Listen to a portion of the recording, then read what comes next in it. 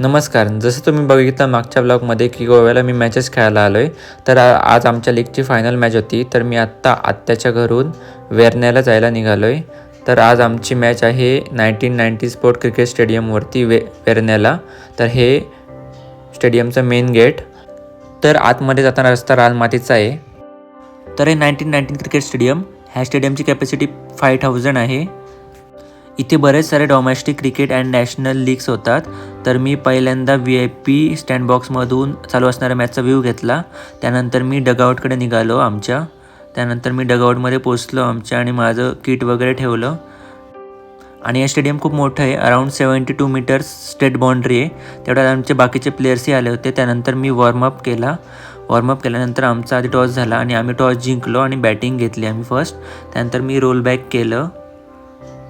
त्यानंतर मी सनस्क्रीम लावली आणि पॅडअप केलं आणि रेडी झालो, कारण की मी ओपनिंगला जाणार होतो आज. त्यानंतर आमच्या टीममधला एक मुकेश आहे, त्याच्यासोबत मी ओपनिंगला गेलो. वेदर पण खूप दमट झालं होतं, अजिबात ऊन नव्हतं.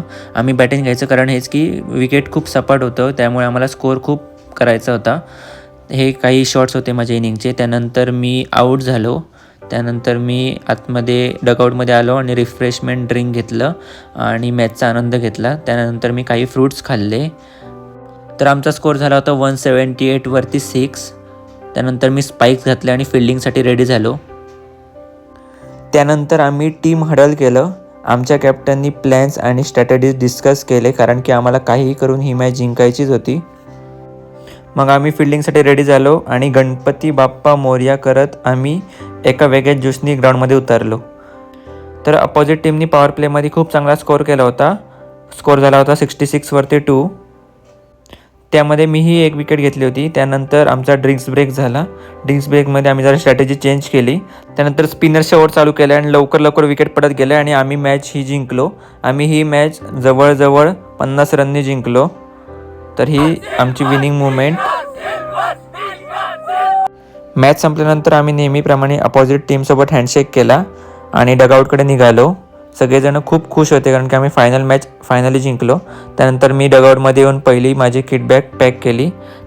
त्यानंतर आमच्या कॅप्टननी टीम मीटिंग घेतली. त्यामध्ये आमच्या कॅप्टननी प्रत्येक टीम मेंबर्सला इंडिव्हिज्युअली ॲप्रिशिएट केलं.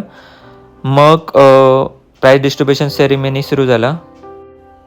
मग सर्वांना मेडल्स दिले आणि आमच्या कॅप्टनला ट्रॉफी दिली. त्यानंतर आम्ही असं एक सेलिब्रेशन केलं ट्रॉफीसोबत. आणि फायनली आम्ही West Coast corporate T20 cricket league 2026चे चॅम्पियन्स झालो. असा होता माझ्या फायनल मॅचचा व्लॉग आणि मी परतीचा प्रवास सुरू केला.